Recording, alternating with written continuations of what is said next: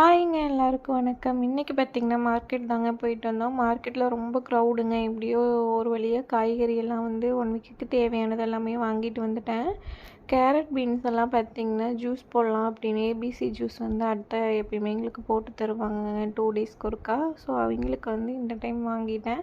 போன வாரம் போகும்போது பார்த்திங்கன்னா நான் மறந்துட்டேன் கேரட் பீட்ரூட்டெல்லாம் வாங்குறதுக்கு. ஸோ இந்த டைம் எல்லாம் வாங்கிட்டேன். மாம்பழம் வந்து பார்த்திங்கன்னா இந்த மாம்பழம் நல்லா டேஸ்ட்டாக இருக்குங்க. அதனால் வந்து பார்த்திங்கன்னா 1.5 கேஜி வாங்கிட்டேன்.